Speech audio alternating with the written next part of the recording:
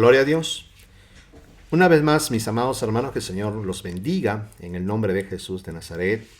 Les mando un caluroso abrazo y un saludo, deseando que la gracia de nuestro Padre Celestial, a través de Cristo Jesús, pueda reposar sobre cada una de nuestras vidas. Vamos a rápidamente, hermanos, a pasar a la ministración de la palabra, al estudio de la palabra del Señor que hemos empezado el jueves pasado. Y el tema que estamos desarrollando es acerca de los beneficios de la sangre de Cristo. Amén. Estamos viendo entonces los beneficios de la sangre de Cristo. Y rápidamente vamos a tener nuestro texto base que se encuentra en la epístola a los Hebreos, capítulo 9, versos 22 al 23. La palabra de Dios para todos, la versión Palabra de Dios para todos, traduce de la siguiente manera. La ley dice que casi todo debe limpiarse con sangre, porque si no se derrama sangre, los pecados no quedan perdonados. Estas eran copias de las realidades que están en el cielo y tenían que limpiarse con sacrificios de animales, pero las realidades del cielo exigen mejores sacrificios. Amén, gloria a Dios. Ya hemos dado la introducción acerca de este tema y hemos visto por qué era necesario de que haya derramamiento de sangre, mis amados, para el perdón de los pecados. Dice que todo, según la ley, dice que casi todo se debe limpiar o se debe purificar por medio de la sangre. ¿Por qué? Porque en la sangre está la vida. Amén. Ya hemos hablado acerca de eso, qué significa eso, que en la sangre está la vida. Ya hemos explicado también de que la sangre es el conductor de oxígeno que oxigena todo el cuerpo. Por lo tanto, en las escrituras, la palabra aire, viento, se traduce como, una de las traducciones es como, no se traduce, sino la palabra hebrea, podríamos decir, de la cual se traduce respiración, aliento, viento, es la palabra ruaj, es una de ellas. ¿Okay? Hay otras, pero es la más importante, por así decirlo, por la cual también se traduce espíritu. También se traduce espíritu, se traduce soplo, se traduce aliento, la palabra ruaj. Por lo tanto, el soplo del Eterno, recuerde que cuando Dios crea al hombre, lo forma del polvo de la tierra y dice que Dios sopló en su nariz aliento de vida. ¿Ok? Es como que, no sé si ustedes han tenido la oportunidad de hacer o ver, seguramente, cuando una persona sufre, por ejemplo, un paro cardíaco, ¿no?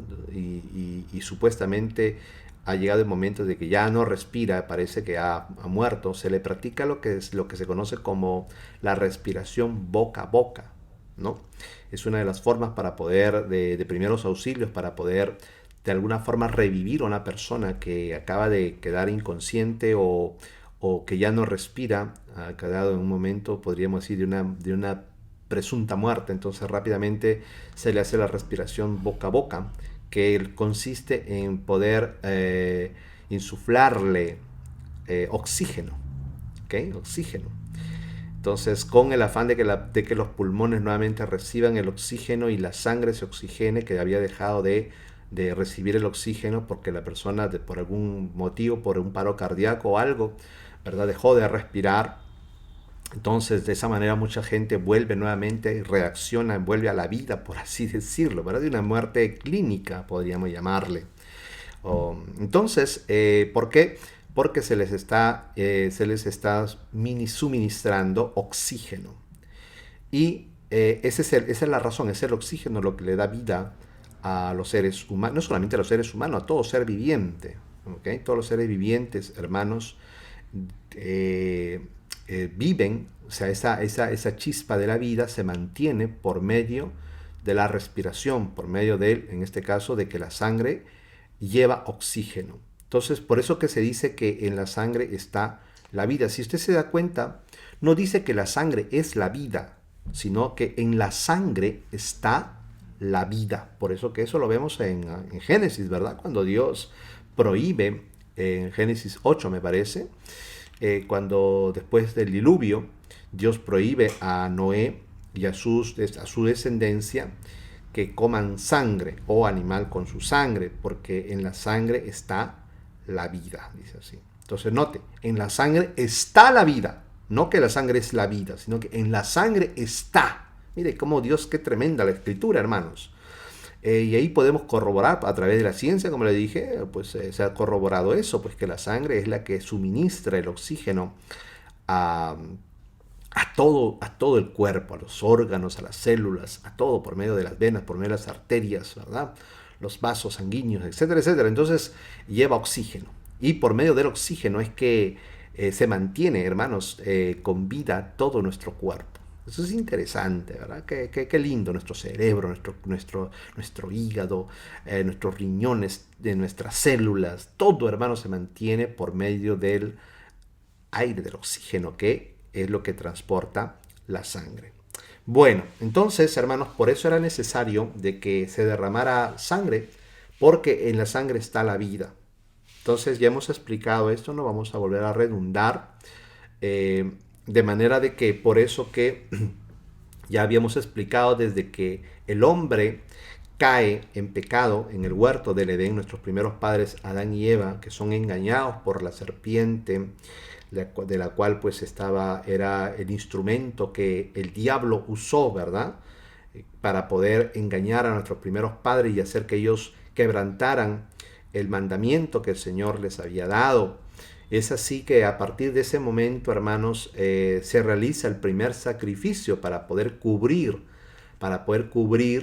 la vergüenza o el pecado de nuestros primeros padres Adán y Eva. Y ese sacrificio pues lo hace definitivamente Dios. Recuerden, ustedes ya lo habíamos mencionado, cuando nuestros primeros padres pecan, ellos se esconden de la presencia del Señor que se paseaba por la tarde en el huerto y se cubren al darse cuenta de que estaban desnudos cuando sus ojos o su entendimiento fue abierto, ¿verdad? Y entendieron lo que era bueno y lo que era malo y se dieron cuenta inmediatamente que estaban desnudos, y lo primero que hacen es pues cubrir su desnudez con hojas de higuera. ¿Amén? Y eso ya habíamos explicado que eso nos simboliza el esfuerzo humano, las obras humanas para poder cubrir de alguna manera nuestro pecado. Pero Dios, hermanos, se da cuenta de que el hombre pues no puede cubrirse por sí mismo, no puede ocultar su vergüenza ni su desnudez a causa de su pecado por sí mismo, sino que necesita ser redimido. Entonces es ahí donde Dios, hermanos, para poder cubrirlos y para poder tapar su desnudez, porque esas hojas obviamente no los podían cubrir completamente ni tampoco de forma prolongada, ¿verdad? Porque las hojas se marchitan, usted lo sabe, y sobre todo las hojas de higuera, con mucha mayor razón, y eran hojas ásperas. Las hojas de higuera son hojas ásperas. Entonces Dios tuvo que sacrificar 2 animales, me imagino mínimo, para poder cubrirlos con sus pieles, hacerles túnicas al hombre y a la mujer que habían pecado. Y es ahí donde se produce el primer sacrificio, en este caso de un animal o de 2 animales, no lo sabemos, pero el primer sacrificio de un animal inocente para poder cubrir la vergüenza y el pecado del ser humano. Y es interesante porque esa palabra cubrir, por ejemplo, cuando se habla de hacer expiación, esa palabra expiación significa cubrir también. Entonces, qué interesante, de manera que Dios cuando va a sacrificar o cuando sacrificó estos animalitos para cubrir al hombre y a la mujer por medio de túnicas que Dios hizo, lo que está haciendo realmente es una expiación por la culpa y el pecado de, en este caso, Adán y Eva. Bueno, y es así que a partir de ese momento, toda la humanidad, hermanos, todos los seres humanos que querían acercarse a Dios, tenían que acercarse por medio del sacrificio de una víctima inocente. Esto quiere decir de animales, ¿amén? No de seres humanos. Dios no exigió el sacrificio de seres humanos, aunque después obviamente Dios va a sacrificar a su propio Hijo.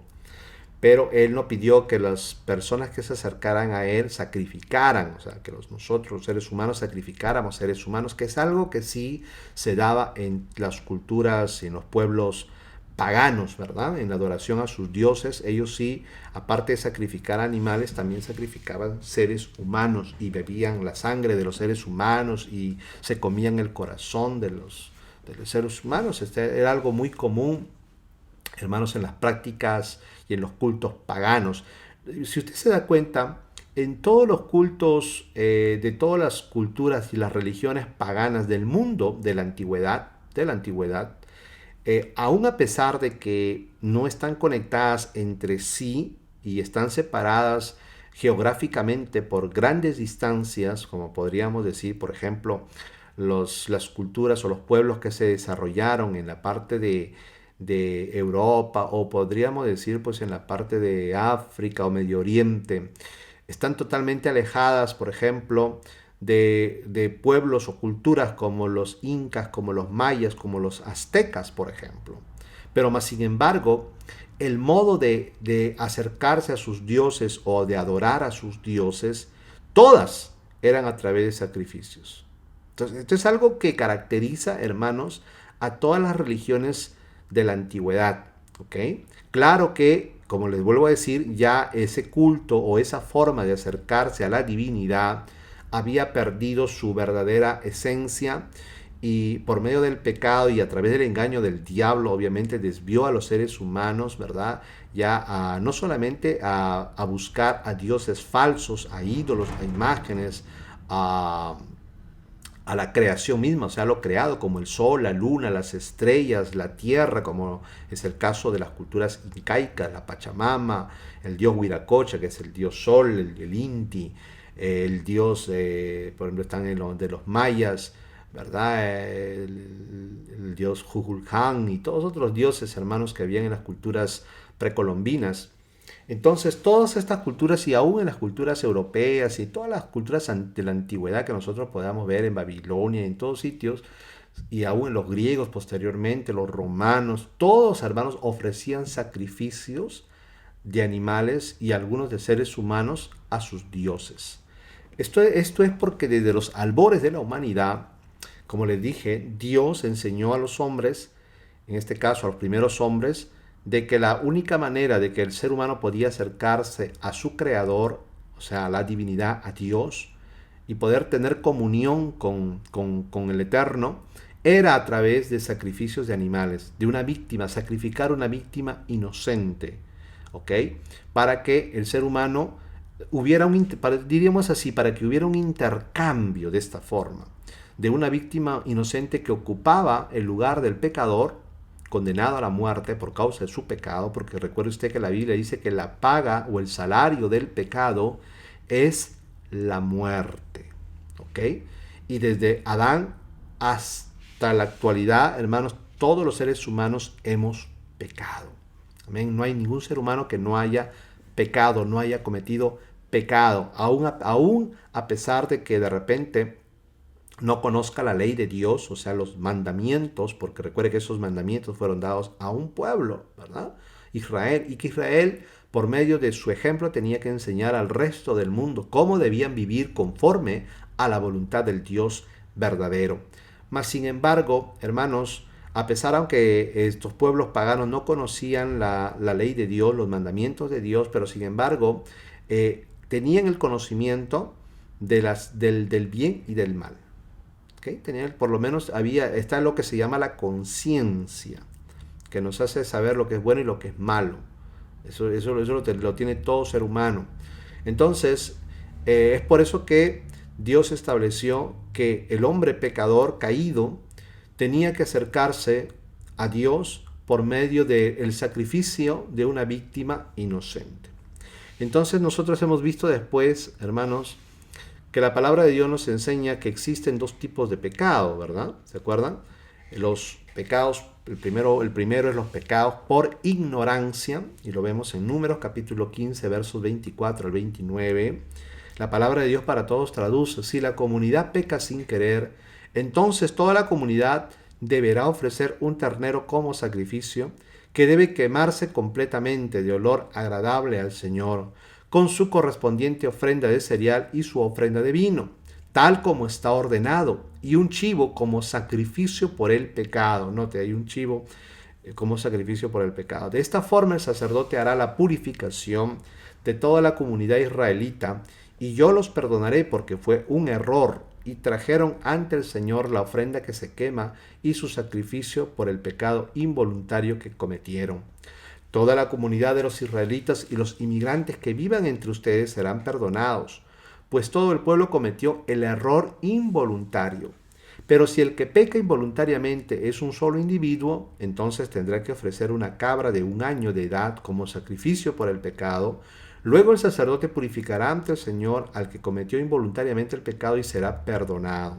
Esto es válido tanto para el nativo de Israel como para el inmigrante que viva entre ustedes en los casos de pecados involuntarios. Entonces, habían pecados de orden involuntarios que eran sin querer, por ignorancia, por hierro, ¿ok?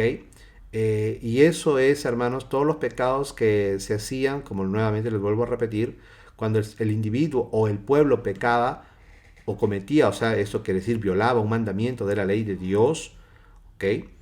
Pero lo hacía ya sea por ignorancia, porque no conocía a ciencia cierta el mandamiento, o por algo involuntario, sin querer, no con premeditación, ¿ok? Era algo involuntario, sin querer, queriendo. Entonces, cuando sucedía este tipo de pecados, entonces, hermanos, había remisión de los pecados. Se presentaban sacrificios, se presentaban ofrendas, y Dios perdonaba tanto al pueblo como también al individuo si pecaba, si era una sola persona, un solo individuo, el que cometía este tipo de pecado. Entonces, vemos que la palabra hierro o pecado de hierro es del hebreo shegagá, que habíamos visto, que significa falta o transgresión inadvertida, accidente, error, ignorancia, sin intención, hierro. Por eso que incluso cuando un individuo mataba a otro sin querer, o sea, no lo hacía porque quería matarlo, sino que de repente le daba un golpe y por la ira, pero no quería matarlo, y sin querer lo mata, ¿verdad?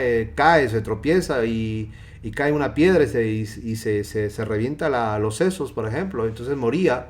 Entonces era un pecado sin querer, ¿ok?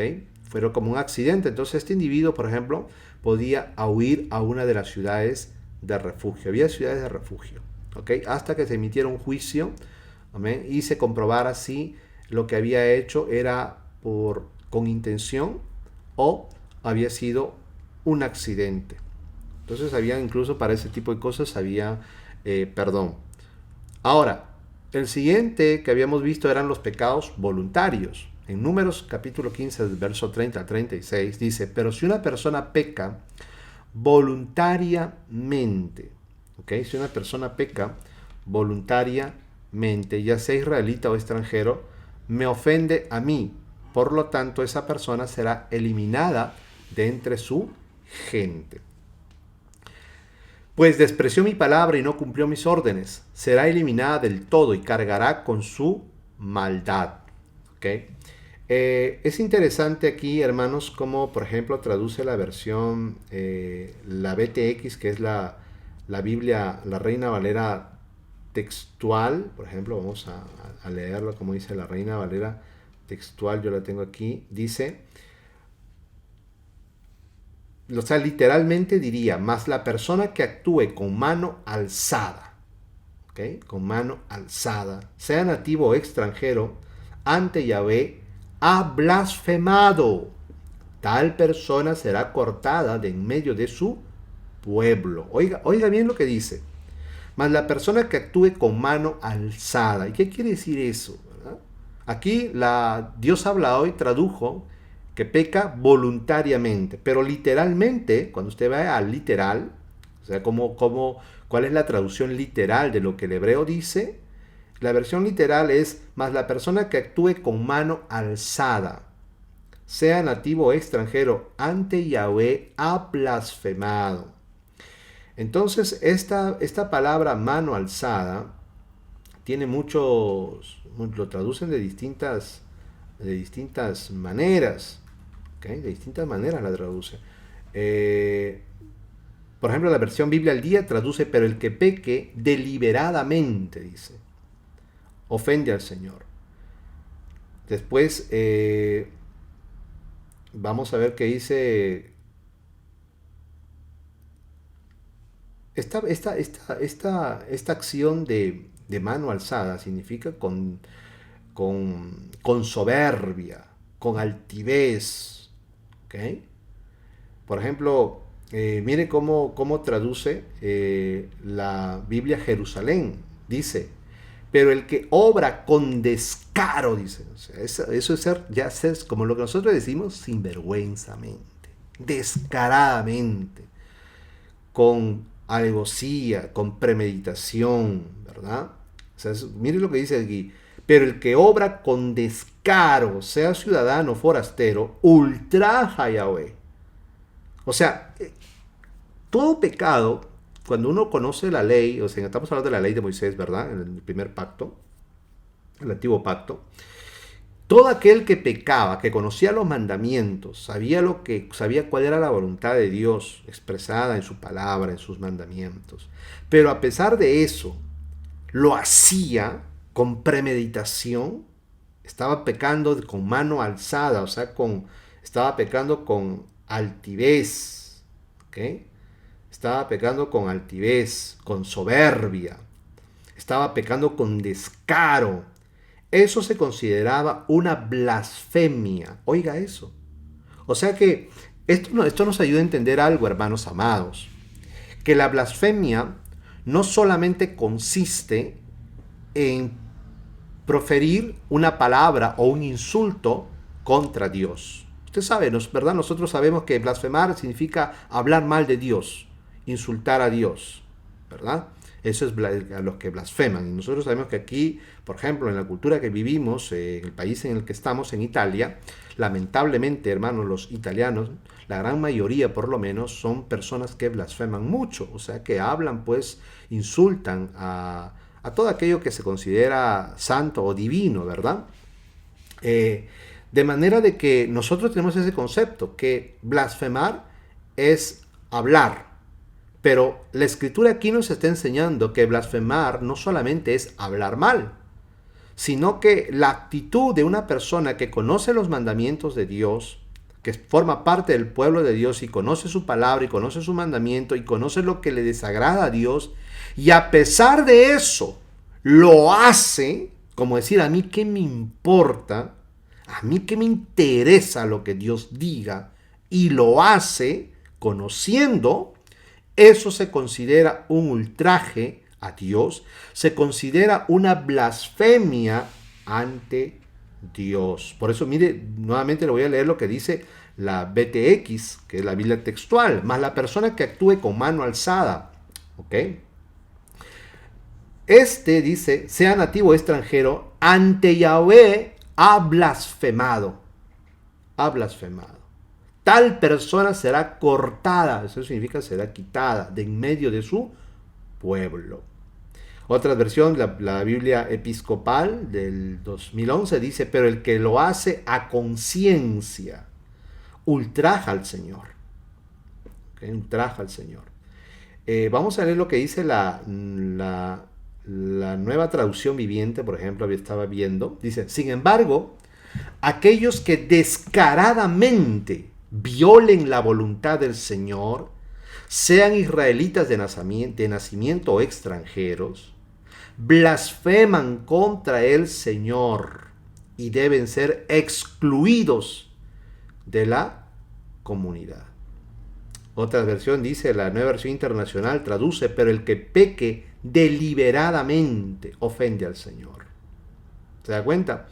Entonces aquí, hermanos, estamos viendo algo muy, muy interesante, que pecar deliberadamente, pecar, hermanos, a conciencia, sabiendo lo que al Señor le desagrada y a pesar de eso hacerlo, estamos actuando con soberbia, con mano alzada, estamos actuando, hermanos amados, como dice la nueva versión, la nueva traducción viviente, descaradamente, estamos blasfemando contra el Señor. Eso se considera una blasfemia. Y recuerde usted, y por eso que aquí después vamos a ver lo que el Señor va a decir, por ejemplo, en los evangelios, de que todo aquel que blasfeme contra el Espíritu, ¿ok? Contra el Espíritu, no tiene perdón, ni en este siglo, ni en el venidero. Todo aquel que peca contra el Hijo, tiene perdón. ¿Okay? Pero el que peca contra el Espíritu, bueno, y estamos hablando del contexto, porque ahí los judíos, los religiosos, los fariseos, Jesús había hecho una liberación, había echado fuera un demonio, y los judíos decían de que él echaba fuera a los demonios por el poder o por la autoridad de Belcebú, príncipe de los demonios. ¿Ok? Entonces el Señor dijo, no, yo no echo fuera a los demonios por el poder de Belcebú, yo echo fuera a los demonios por el dedo de Dios. Otro evangelio, ese mismo pasaje traduce, si yo echo fuera a los demonios por el Espíritu de Dios. El dedo de Dios es el Espíritu de Dios. Esto quiere decir el poder de Dios. Los fariseos estaban diciendo de que Jesús echaba fuera a los demonios por el poder de Belcebú, por la autoridad y el poder de Belcebú. Pero Jesús dice, no, yo echo fuera a los demonios por el poder de Dios, que es el Espíritu de Dios, el dedo de Dios. Entonces de ahí él dice, todo aquel que blasfeme contra el Hijo será perdonado. Pero el que blasfema contra el Espíritu, porque blasfemar contra el Espíritu, ahí ellos contra quién estaban blasfemando realmente, contra Dios, contra el Padre. Porque recuerde que él también le dice a sus discípulos, si al padre de familia lo llamaron Belcebú, ¿cuánto más no harán con los de su casa? O sea, y note ahí, ¿a quién habían llamado ellos? O sea, recuerde, por el poder de Belcebú, echa fuera a los demonios, decían ellos. Entonces estaban blasfemando contra Dios, contra el Padre. Hermanos amados, entonces mire, ahora, eso estamos hablando de palabra, pero la blasfemia, como vemos aquí, no solamente puede ser de palabra, sino en actos, en hechos.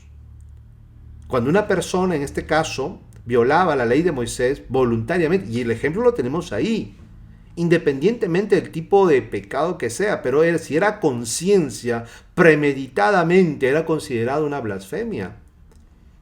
Por eso mire lo que dice el verso 33. El verso 32. Estando los israelitas en el desierto, encontraron a un hombre recogiendo leña en Shabbat, o sea, en sábado, en día de reposo. Y usted ya, la ley acerca del día de reposo ya había sido dada. Y este israelita conocía definitivamente el mandamiento que el Señor había dicho de que ninguna obra se haría en el día de Shabbat, en el séptimo día, sino que ese día era santo para el Señor, era consagrado para el Señor, era, hermanos, un día en el cual los israelitas debían reposar de sus obras seculares para dedicársela al Señor. Entonces este israelita le llegó altamente el mandamiento, le llegó altamente la palabra del Señor, y dice, los que lo encontraron lo llevaron ante Moisés y Aarón y ante todo el pueblo, y lo tuvieron bajo vigilancia, pues aún no se había decidido lo que había de hacerse con él. Entonces dijo el Señor a Moisés, ese hombre debe ser condenado a muerte, que todos los israelitas lo apedreen fuera del campamento. Entonces los israelitas lo sacaron del campamento y lo apedrearon hasta que murió, tal como el Señor se lo había ordenado a Moisés. ¿Por qué? Porque eso es lo que él había dicho en el verso 30 en adelante. O sea, estamos viendo ahí, hermanos, que el pecado o la blasfemia consistía en cometer un pecado con mano alzada. Esto quiere decir con premeditación, ¿okay? Descaradamente, sinvergüenzamente. Por lo tanto, esa persona será eliminada entre la gente. Dice, pues despreció mi palabra y no cumplió mis órdenes. O sea, se rebeló abiertamente, una rebelión abierta. Esa rebelión es considerada iniquidad, pecado de iniquidad. Será eliminada del todo y cargará con su maldad. Esa palabra, y cargará con su maldad, literalmente significa y cargará con su iniquidad. Estando los israelitas en el desierto, encontraron a un hombre recogiendo leña en sábado. ¿Ok? Ahora, la palabra iniquidad obviamente significa transgresión, falta, tiene muchos significados, ¿verdad? Pecado se traduce como pecado. Es uno de los tantos significados que se le da a la palabra pecado. Entonces, esta persona que pecaba deliberadamente, no había algo, un sacrificio que pudiera ocupar su lugar y por medio de la cual esa sangre podía él ser liberado, ¿ok? Ser perdonado y se le concediera nuevamente poder seguir viviendo, sino que por eso dice, este cargará con su iniquidad o con su maldad, ¿ok? Porque había pecado de manera deliberada, había pecado, hermanos, con altivez, amén. Entonces, esta persona, hermanos, había pecado con soberbia. Esta persona tenía que ser cortada, eliminada de en medio del pueblo de Dios. Entonces vimos que la palabra rebelión ahí es la palabra peshá, lo que se conoce como pecado de peshá, que significa transgresión, culpa, castigo, también significa ofrenda. Básicamente este nombre indica descarriarse voluntariamente del camino de una vida santa y por lo tanto es una rebelión abierta. Este énfasis está presente en Amós 2.4 que lo habíamos visto. Éxodo 23.20 dice, date cuenta Israel que yo envío mi ángel delante de ti para que te proteja en el camino y te lleve al lugar que te he preparado. Préstale atención y obedécele, no te rebeles contra él, ¿ok? Préstale atención y obedécele, le dice, no te rebeles contra él, porque va en representación mía y no perdonará tu rebelión. ¿Ok? No perdonará tu rebelión. Pesha. Ahora, Dios, hermanos, y aquí nos habíamos quedado, Dios proveyó un sacrificio que perdonaría todos nuestros pecados voluntarios e involuntarios. Ya vimos que para los pecados voluntarios habían sacrificios de las cuales uno podía presentar al Señor, o si era todo el pueblo podía presentar delante del Señor y Dios perdonaría al pueblo o a un individuo que había pecado de manera involuntaria. Pero los pecados voluntarios, los pecados abiertos, con mano alzada, con premeditación, con alevosía, hermanos, a conciencia, como dice, ¿okay? Con altanería, con prepotencia, ese tipo de pecados, con soberbia, no había ningún sacrificio para ese tipo de pecados. Porque era una blasfemia. Era una blasfemia contra Dios. Ese era un insulto. Era, hermanos, insultar en la cara de Dios. Por eso eso es lo que Satanás quería que Job hiciera. Que blasfemara delante. Dice, mira, quítale todo lo que tienes y vamos a ver si no blasfema en tu propia cara, le dice. ¿Okay? Entonces es lo que Satanás quería que Job hiciera, que blasfemara. Pero Job, a pesar de todo lo que le sucedió, no blasfemó. Claro, estamos hablando aquí blasfemar con palabras, pero ya le dije que no solamente se blasfema de palabras, sino también con hechos. Con hechos. Por eso que nosotros tenemos que tener en este caso mucho cuidado. Ahora, Dios, hermanos, habían pecados entonces, en este caso los pecados voluntarios que se cometían, que no había sacrificios para este tipo de pecados. El tal debía morir. Al menos que Dios, porque Dios es soberano, obviamente, Dios es soberano, perdonara a este individuo o a la nación a pesar de que había pecado en forma voluntaria. Y obviamente ellos no podían presentar ninguna ofrenda o sacrificio para expiación por sus pecados, porque no había. La ley, hermanos, decía que si la nación toda o a un individuo pecaba voluntariamente, ya no había remisión de pecados, sino que el tal tenía que ser cortado de en medio del pueblo.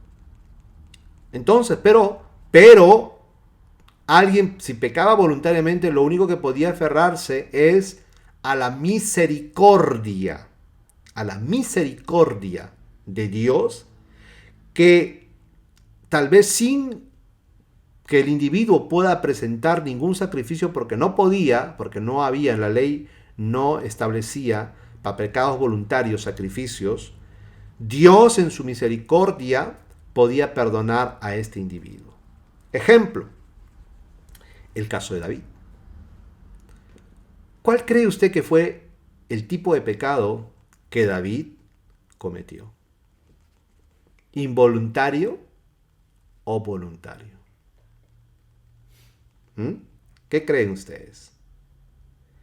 Definitivamente el pecado que David cometió, y cometió dos pecados, y van varios, pero sobre todo dos principales, ¿verdad?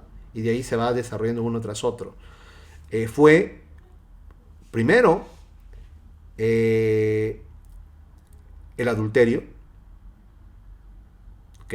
Vio a una mujer que se bañaba y preguntó quién era, y le dijeron que era Betsabé, mujer de Urías el Eteo, que era uno de sus, que formaba parte del ejército de David y estaba en la batalla.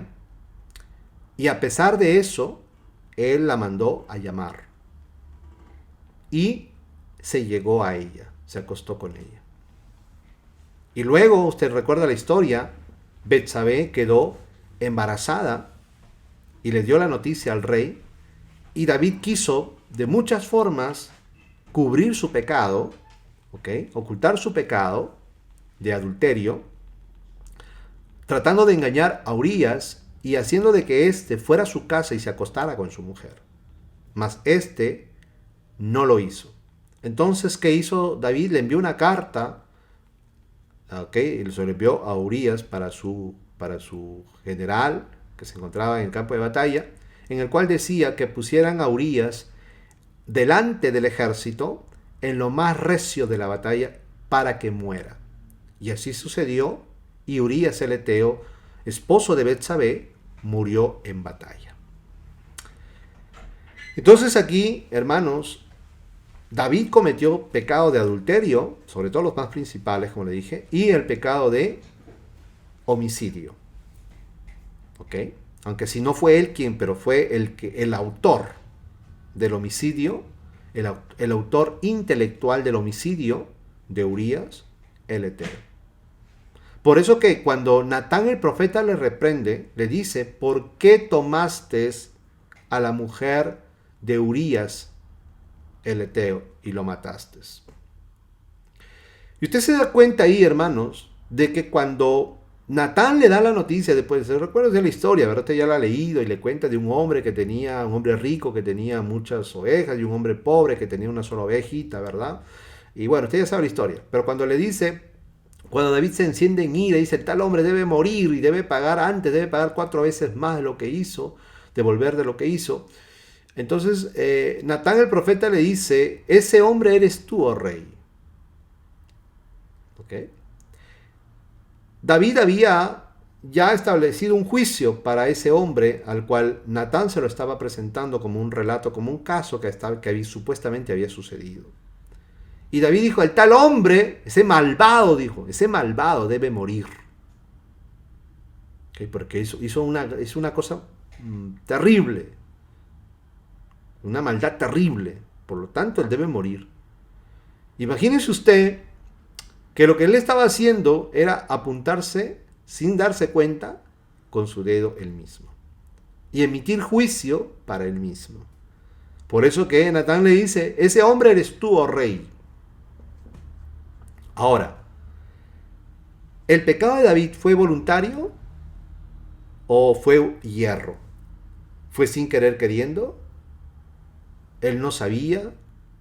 ¿Él cayó, no sabía que esta mujer era casada y de repente ella lo sedujo y bueno, él pensó tal vez que era una mujer sola y se llegó a ella? ¿Fue así el asunto? No.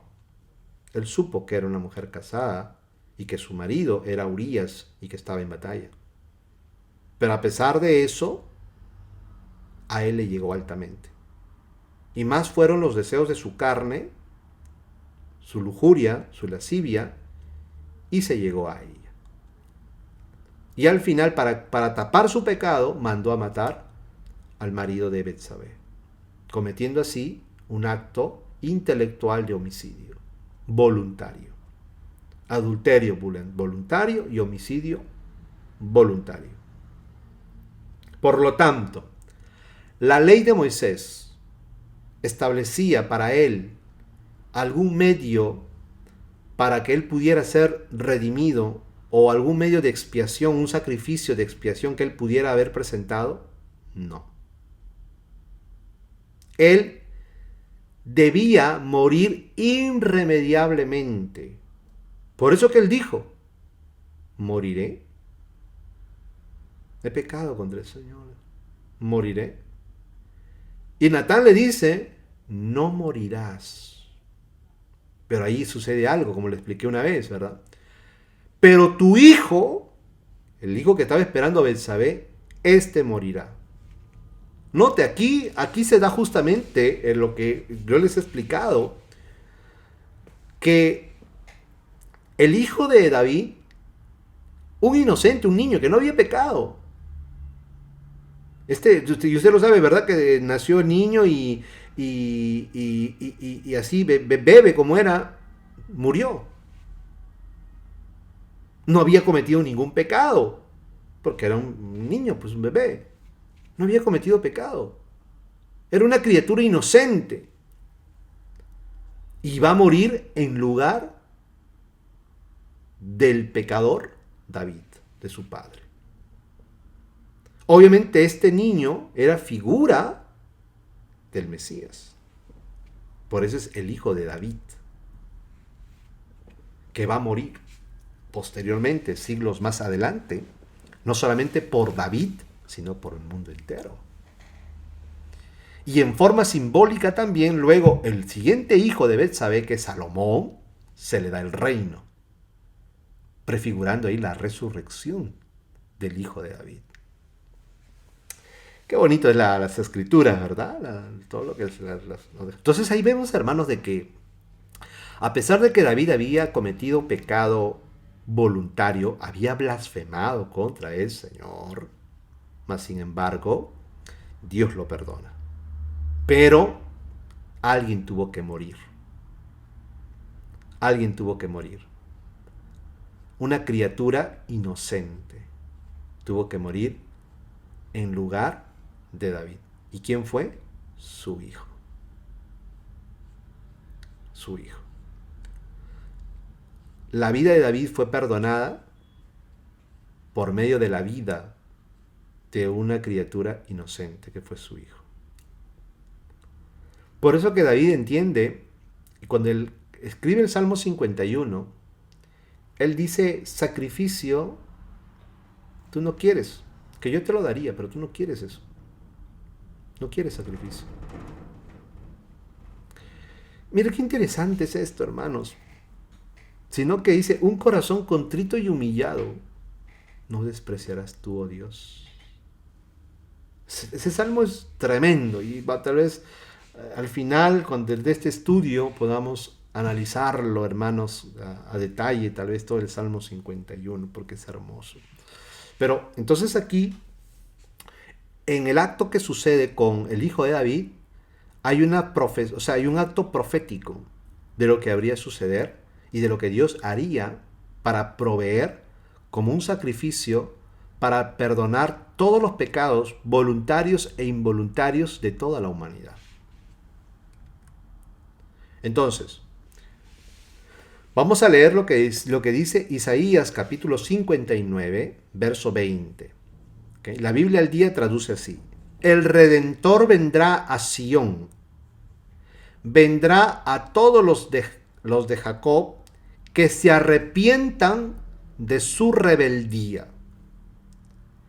Note aquí, el Redentor vendrá a Sión, vendrá a todos los de Jacob que se arrepientan de su rebeldía. Hay un, diríamos así, hermanos, hay una, ¿cómo le podríamos decir? Hay un requisito para que Dios perdone los pecados que se cometen voluntariamente. O sea, aparte de lo que Dios va a proveer para perdonar los pecados voluntarios e involuntarios, pero ya sabe usted que para los pecados voluntarios se presentaban sacrificios. Ahora Dios va a proveer un sacrificio mucho más excelso para perdonar no solamente los pecados voluntarios, sino aún los pecados, perdón, no solamente los pecados involuntarios, sino aún los pecados voluntarios, de mano alzada. Pero para ello había un requisito, el arrepentimiento. Por eso dice, todos los de Jacob que se arrepientan de su rebeldía. Y esa palabra rebeldía es peshá. Esa misma palabra que habíamos visto, que se traduce como pecado, hermanos, en este caso, ¿de qué? A conciencia, pecados voluntarios, son los pecados peshá. ¿Ok? Afirma el Señor. Que se traduce, acá la traducen como rebeldía, pero esta palabra rebeldía es la palabra peshá, que se arrepientan de su peshá, de su pecado de rebeldía, de mano alzada, de pecados voluntarios. Eso es lo que está diciendo Isaías 59:20, afirma el Señor. Isaías 53:3, palabra de Dios para todos, traduce así, mire, la gente lo despreció, y aquí está hablando acerca del Mesías que habría de venir, de la obra del Mesías. La gente lo despreció y hasta sus amigos lo abandonaron. Era un hombre lleno de dolores y conocedor del sufrimiento.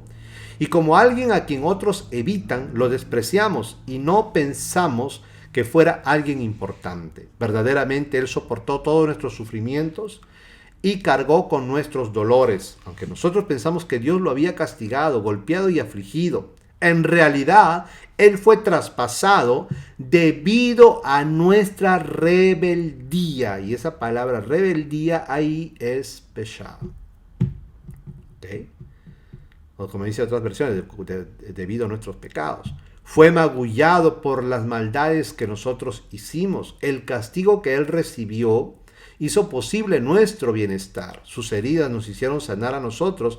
Todos nosotros nos habíamos perdido como ovejas. Cada uno agarró su propio camino, pero el Señor cargó en Él todo el castigo que nosotros merecíamos. Entonces aquí justamente lo que le estoy diciendo. Lo que Dios había de proveer. Ya estaba anunciado por medio de los profetas. Isaías sobre todo es uno de los profetas que va a anunciar mucho acerca de la obra redentora del Mesías, el siervo sufriente de Yahweh. Entonces aquí nos dice que en realidad Él, hermanos, el Mesías habría de sufrir no porque Dios lo había castigado, Dios lo había golpeado, sino porque en realidad Él fue traspasado debido a nuestra rebeldía, peshá. Peshá. Mire cómo dice, vamos a ver en la Reina Valera del 60, cómo lo traduce este pasaje. ¿Okay?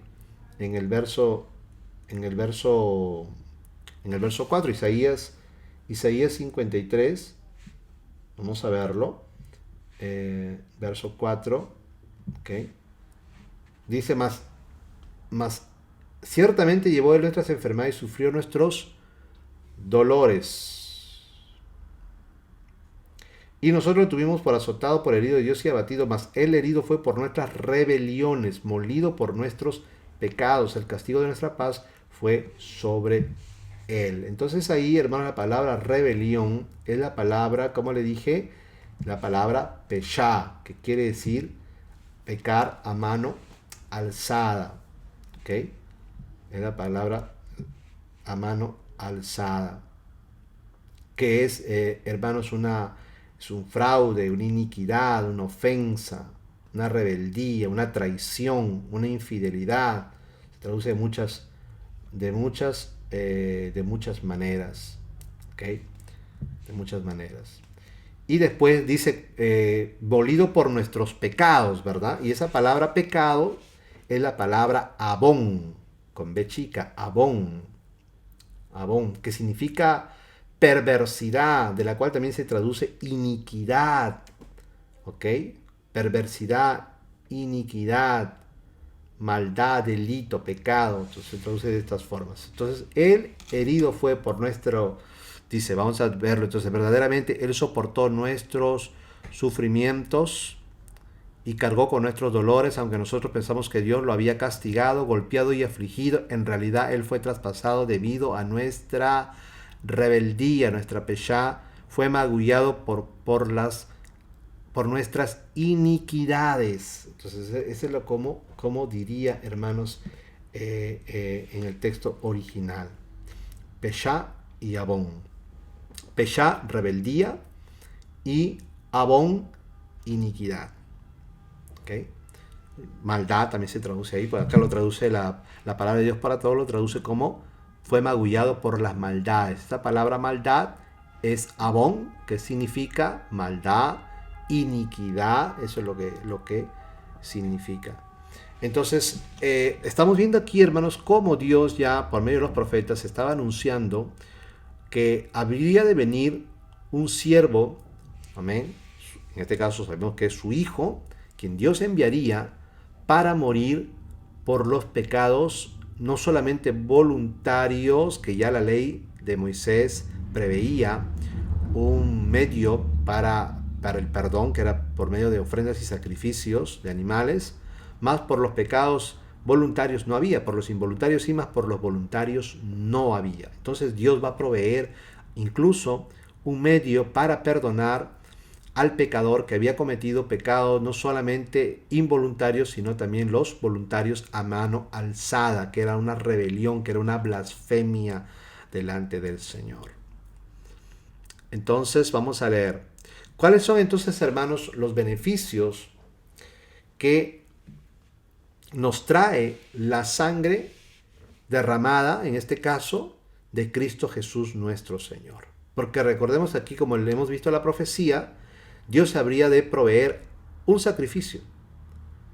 Y en Hebreos dice: sacrificio y ofrenda por el pecado no te agradaron, por lo cual me preparaste un cuerpo. Por lo cual dije: heme aquí, oh Dios, para hacer tu voluntad, como en el rollo del libro está escrito acerca de mí.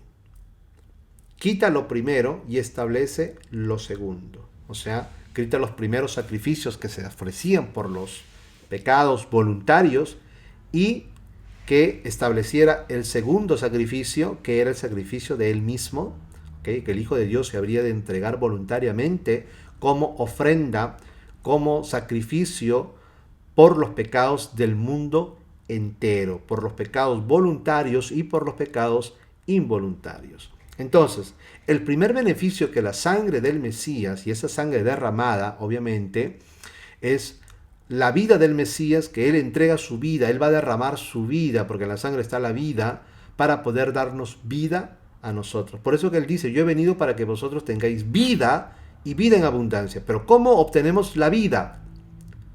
Si nosotros estamos condenados a muertes. ¿Okay? ¿Cómo obtenemos la vida? Efesios capítulo 2 lo dice, que nosotros estamos condenados a muerte. Todos nosotros estábamos muertos en nuestros delitos y pecados. Y Romanos lo dice, que la paga del pecado, ¿qué cosa es? Muerte. ¿Okay? La paga del pecado es muerte. Por cuanto todos pecaron, están destituidos de la gloria de Dios.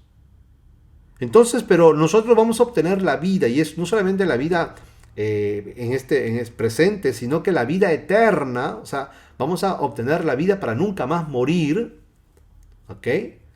Por medio de la vida que Jesús, el Hijo de Dios, derramó en la cruz del Calvario. Él derramó su vida, entregó su vida para darnos a nosotros vida, para darnos vida. Entonces, la sangre de Cristo, entonces vamos a ver, el primer beneficio es que perdona nuestros pecados. Esto es lo primero que tenemos que entender, hermano. Por eso que la esencia del mensaje del Evangelio es que por medio del amor de Dios que tuvo por la humanidad, dio lo más preciado a su Hijo unigénito, para que todo aquel que en Él crea no se pierda, no perezca, sino que tenga vida eterna. ¿Pero cómo? Por medio de la sangre que el Hijo de Dios derramó en la cruz del Calvario. A través de perdonando por medio de ella nuestros pecados. Porque recuerde que no hay perdón de pecados o remisión de pecados sin derramamiento de sangre, como hemos visto, hemos leído en nuestro texto base. Entonces dice Mateo capítulo 26, verso 27 al 28. Entonces, el primer beneficio, recuerde, perdona nuestros pecados.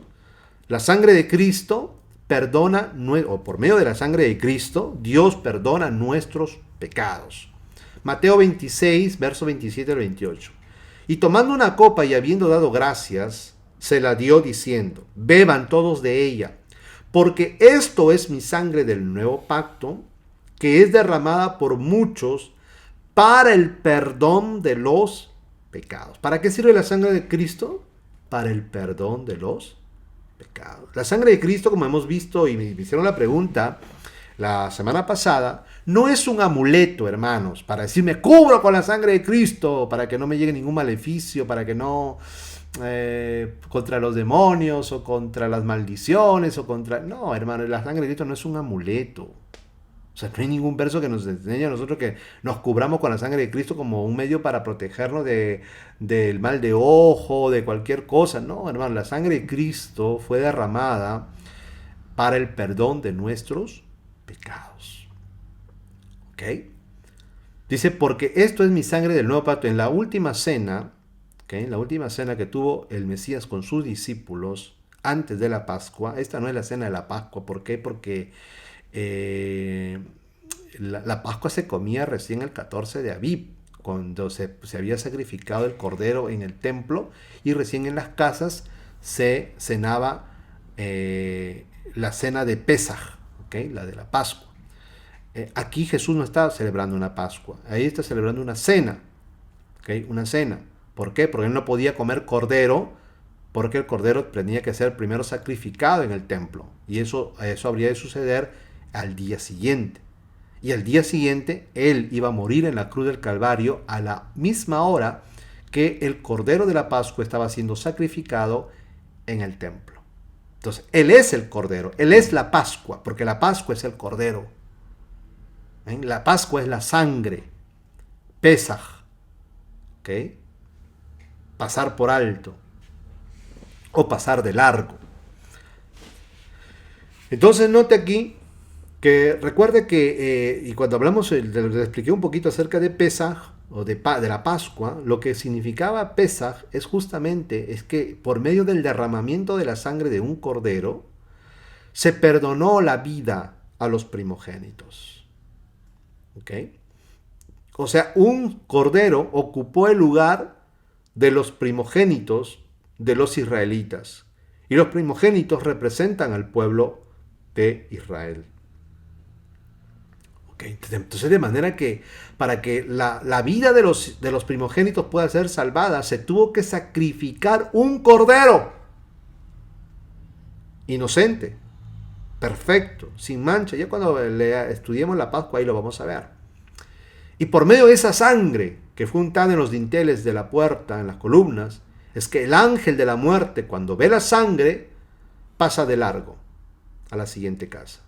Y no ejecuta el juicio de muerte sobre el primogénito. ¿Por qué? Porque ve la sangre. Entonces esa es la figura de la redención, de la salvación. Entonces Mateo 26-27 nos dice, y tomando una copa en la última cena, y habiendo dado gracias, o sea, después de dar una bendición, ¿okay?, se la dio a sus discípulos diciendo, beban todos de ella, porque esto es mi sangre. O sea, el vino iba a representar la sangre del Mesías que inauguraba o abría o instauraba el nuevo pacto. ¿Ok? Mi sangre del nuevo pacto que es derramada por muchos para el perdón de los pecados. Cuando el primer pacto se selló, se tuvo que hacer también un sacrificio animal, y con la sangre se tuvo que rociar, de este animalito se tuvo que rociar mezclada con agua. ¿Se acuerda que le dije? Se mezclaba con agua, se rociaba al pueblo y se rociaba las tablas de la ley. Y así se concretó el primer pacto, se selló el primer pacto. Todo pacto es sellado con sangre. Y esto, mire, y para decirle una cosa, incluso esto usted lo sabe que, o no sé si lo sabe o no, pero aún en el reino de las tinieblas conocen este principio. Porque los que hacen pacto con el maligno, que los hacen para poder obtener riquezas, fama, qué sé yo, una serie de cosas en este mundo, poder, etcétera, etcétera, hacen pacto y lo tienen que sellar con su propia sangre. Tiene que haber un sacrificio. O sea, Y estamos hablando dependiendo, algunos sellan con su propia sangre, otros ya cuando ya entran a niveles superiores para ser incluso sacerdotes del satanismo, tienen que sacrificar a un bebé, por ejemplo, o a una doncella, a una virgen, y con esa sangre sellan ese pacto. Entonces, todo pacto tiene que ser sellada con sangre. Y ahí que una vez le expliqué también, no sé si usted se recordará, de ahí por eso que es el misterio del, hermanos, del matrimonio. El matrimonio, por eso que Dios estableció el matrimonio, y el matrimonio es un pacto, y por eso también ese pacto matrimonial es sellado con sangre. ¿Ven? Para los que puedan entender, me estoy refiriendo cuando, obviamente cuando la esposa es virgen, y debería ser virgen, ¿verdad? Por lo menos así se establecía en la ley, al menos que fuera pues una viuda, ¿verdad? Ese es otro, o una divorciada, otro cantar. Pero cuando un hombre se esposaba, ¿okay? Tomaba una doncella, o una virgen, por eso una virgen, ¿okay? Y se consumaba después de haber hecho el pacto matrimonial primero con los padres y se establecía, ¿okay? Y se había el compromiso. Luego ya venía como tal el acto del matrimonio, la fiesta, y luego de la fiesta venía, hermanos, como lo que nosotros le llamamos la luna de miel, ¿verdad? En nuestro contexto.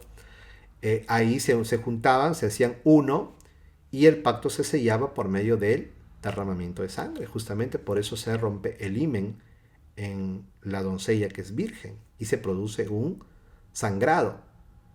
Ese sangrado no es porque está ahí porque sí, porque a Dios se le antojó, porque es la naturaleza. No, no, no, no, no. Dios lo puso ahí, hermanos, para sellar el pacto matrimonial a través de la sangre. En este caso, de la doncella.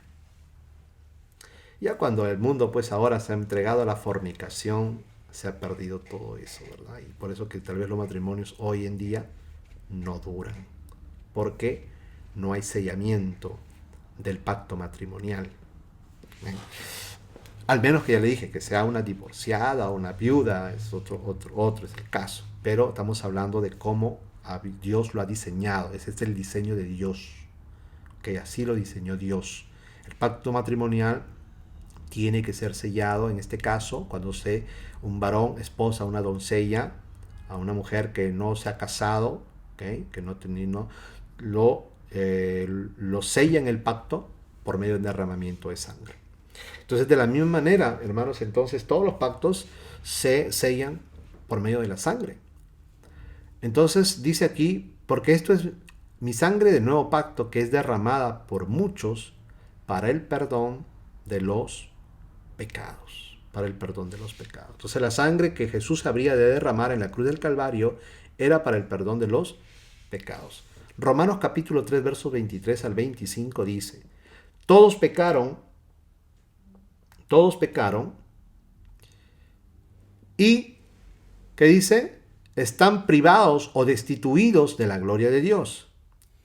Y son justificados por el don de su gracia en virtud de la redención realizada en Cristo Jesús. Mire, somos justificados por su gracia, por el don de su gracia, en virtud de la redención realizada en Cristo Jesús, a quien exhibió Dios como instrumento de propiciación por su propia sangre mediante la fe, para mostrar su justicia, habiendo pasado por alto los pecados cometidos anteriormente. Mire qué interesante. Pasando por alto los pecados cometidos anteriormente. Pero ¿por medio de qué? Esto es interesante. Mira, a quien Dios exhibió o Dios puso como instrumento de propiciación. ¿Se acuerdan que le dije que en la fiesta de la expiación o del Yom Kippur, que se hacía una vez al año, el sumo sacerdote entraba en el templo en Jerusalén, en el lugar santísimo, en esa fiesta del Yom Kippur, con el sacrificio? ¿Se acuerdan que se presentaban 2 cabras o 2 chivos?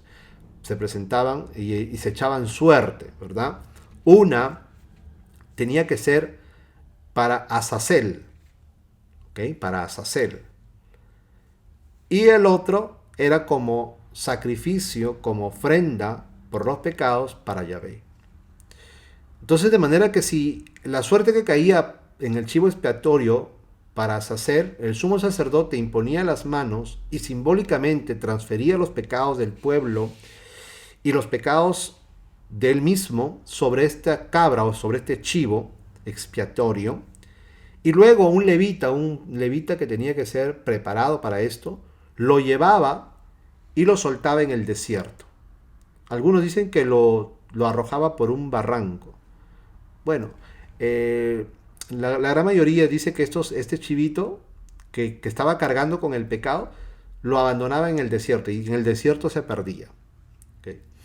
Y nos cuenta, hermanos, y esto es algo tremendo, que se dice, y esto aparece en muchos escritos rabínicos de la antigüedad, que cuando se hacía la fiesta del Yom Kippur, en las puertas del templo se ponía una cinta de color rojo carmesí. Y en la fiesta de la expiación, en la fiesta del Yom Kippur, que es la fiesta de la expiación, cuando se presentaban estos dos chivos, unos ya le dije que era para Azazel, y bueno, otro día hablaremos qué significa eso, ese término, Azazel, ¿verdad? Hay mucha controversia, hay muchas interpretaciones en cuanto a qué cosa es esa, que es Azazel, porque Azazel también es el nombre de un demonio, ¿ok? Que fue atado en el desierto de Dudael. Por eso que muchos se preguntan por qué este chivo que cargaba con la maldad del pueblo de Israel y con la maldad del sumo sacerdote era llevado al desierto y abandonado en el desierto. Para Azazel, así se decía, el chivo para Azazel.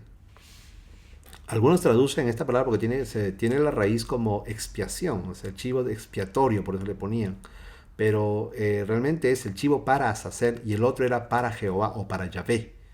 Entonces, el que era para Yahvé se le presentaba como sacrificio y con su sangre entraba, entonces después el sumo sacerdote entraba al lugar santísimo, hermanos, y ahí rociaba la sangre sobre el propiciatorio.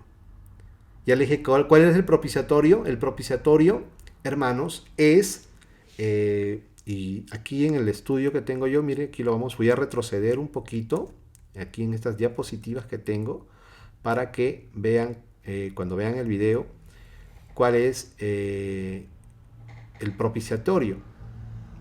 Entonces aquí le voy a mostrar, ahí está en la imagen que tengo yo, está el sumo sacerdote que había ingresado al lugar santísimo con la cofaina, con la sangre del sacrificio, ¿ok? De la expiación, mezclado con agua, y hacía los rociamientos o las aspersiones sobre el arca de la alianza. Ahí en la imagen que usted después posteriormente cuando revise el estudio, ya en video usted lo va a ver, está ahí en el lugar santísimo el sumo sacerdote. Por si acaso el sumo sacerdote al lugar santísimo no ingresaba con toda su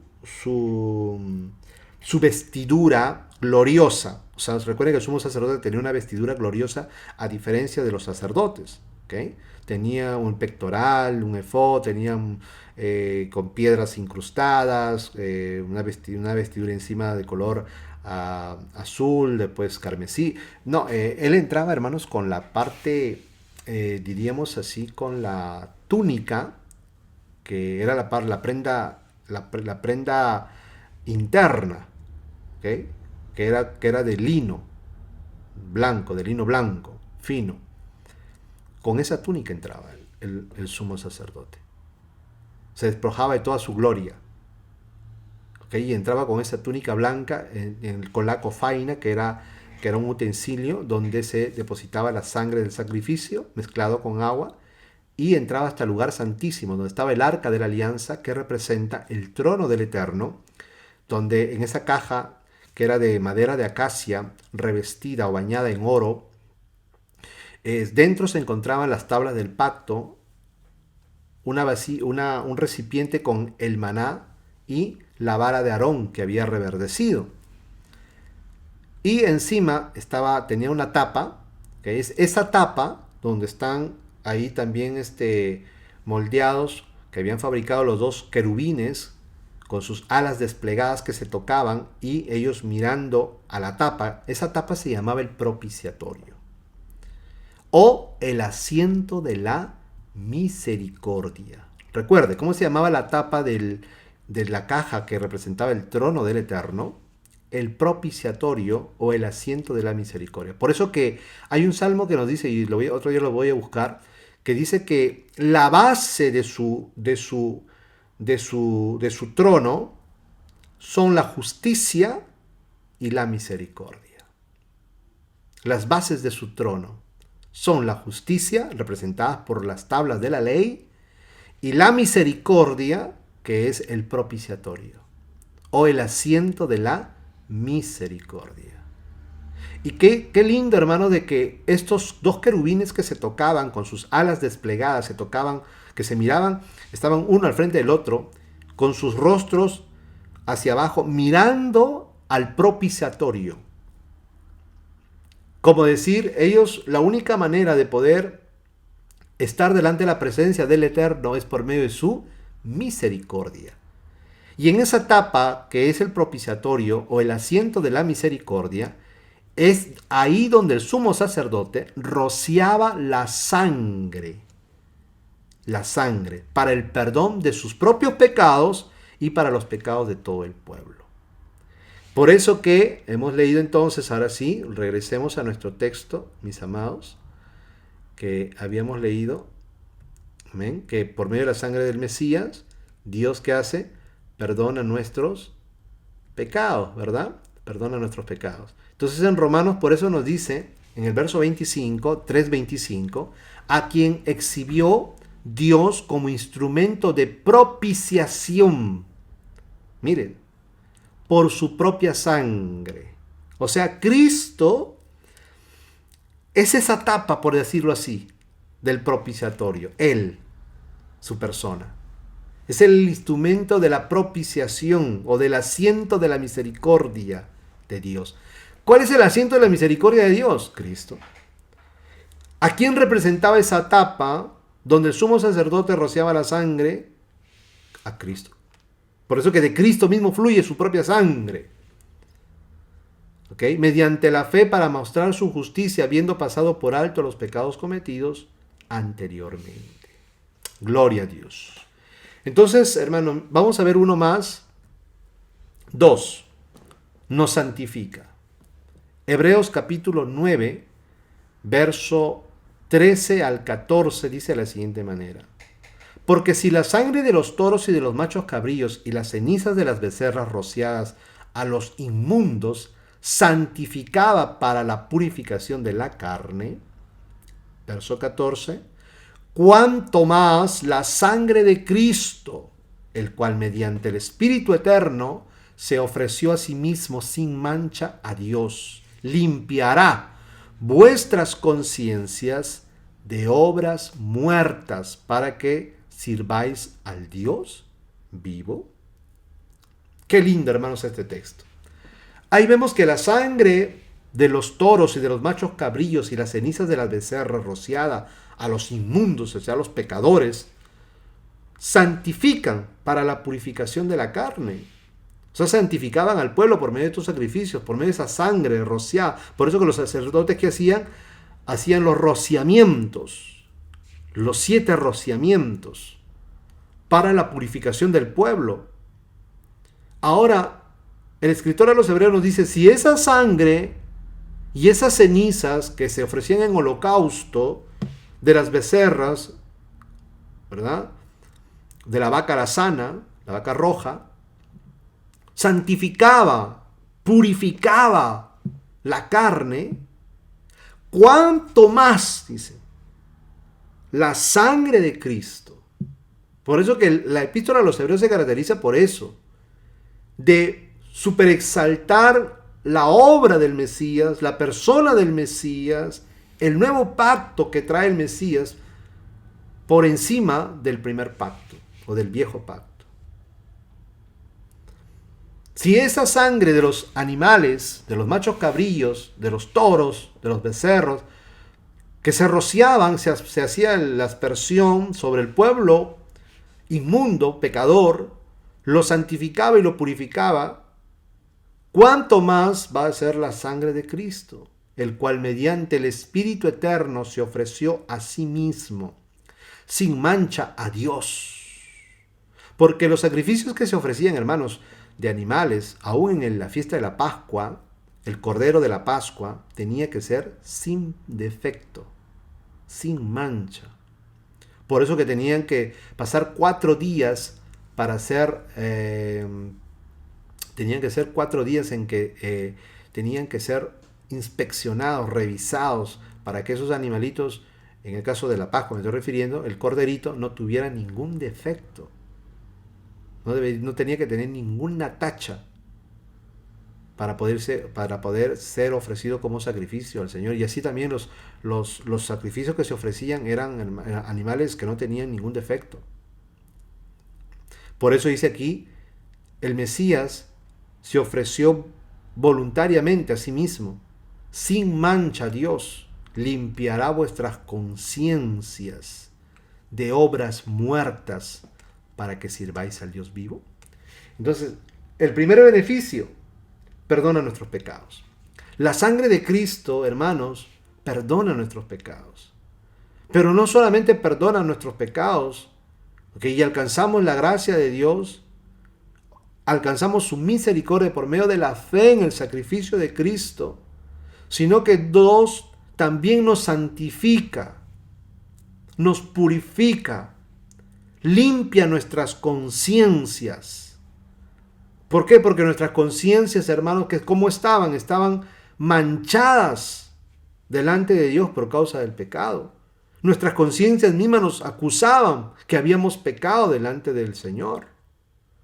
Pero aún, hermanos, por muy pecadores que pudiéramos haber sido, por muy terribles los pecados que podamos haber cometido, consciente o inconscientemente, la sangre de Cristo nos limpia, hermanos, de todo pecado, nos santifica y por medio de esa sangre Dios nos perdona. Por medio de esa sangre Dios nos purifica. Por medio de esa sangre Dios nos santifica.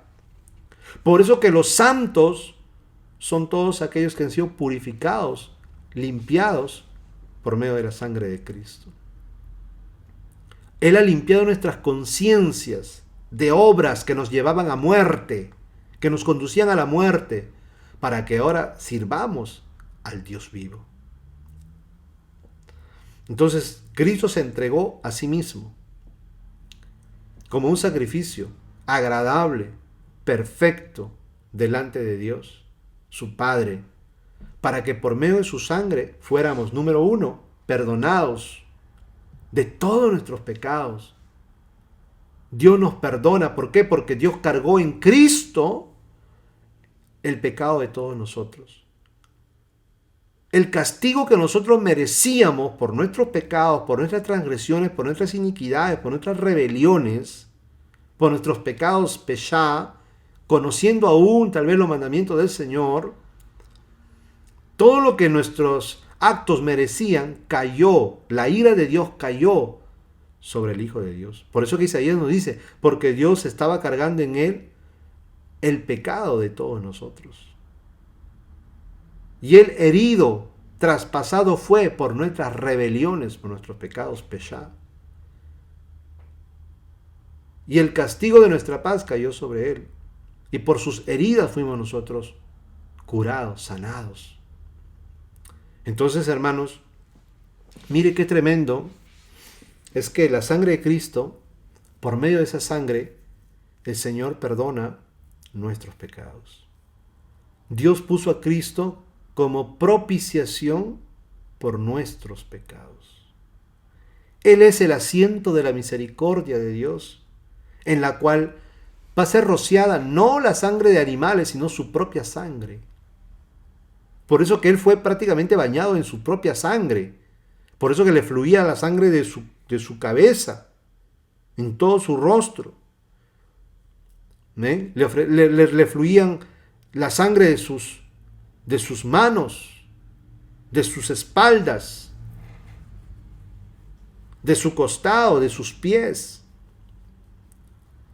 ¿Por qué la cabeza del Señor, hermanos, fue traspasada por una corona de espinas y sangre salió de su cabeza?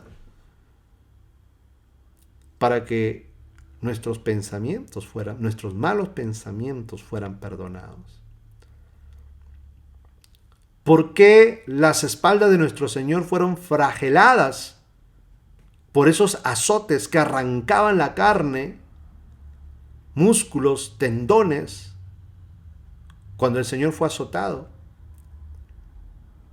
No fue, hermanos, rayitas como se ve pues a veces en algunas películas antiguas que se veía en Semana Santa, veíamos unas rayitas nomás. No, hermanos, prácticamente, por eso que Isaías nos dice que de tal manera fue desfigurada su apariencia, que no había parecer en él para que le deseáramos.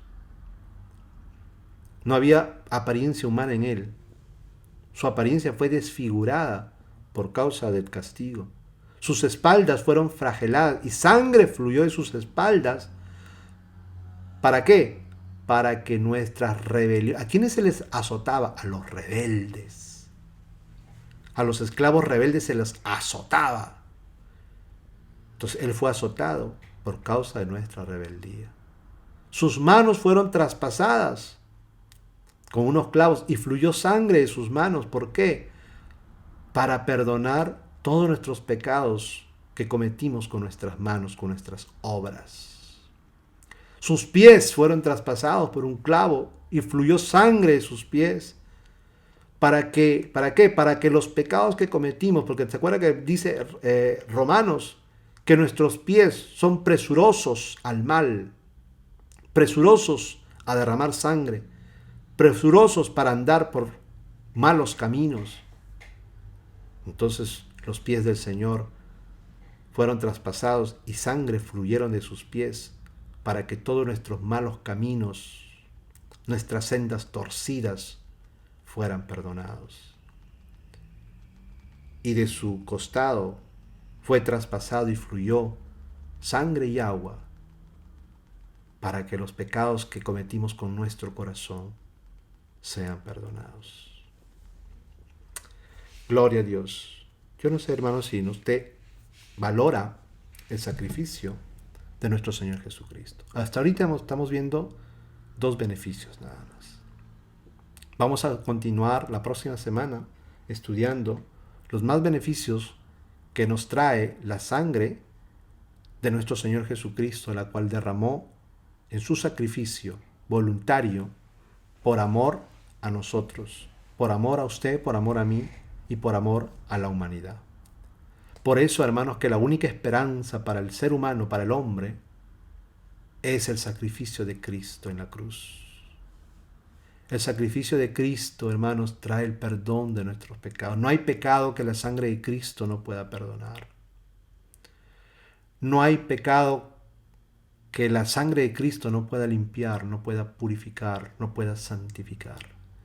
Dios, por medio de la sangre de Cristo, puede hacer del más vil pecador, del asesino, de la prostituta, de la lesbiana, del homosexual, del violador, del adúltero, del fornicario, del hechicero, del idólatra, puede ser un hombre y una mujer santo, santa. Porque la sangre de Cristo es poderosa para perdonar nuestros pecados y para santificarnos.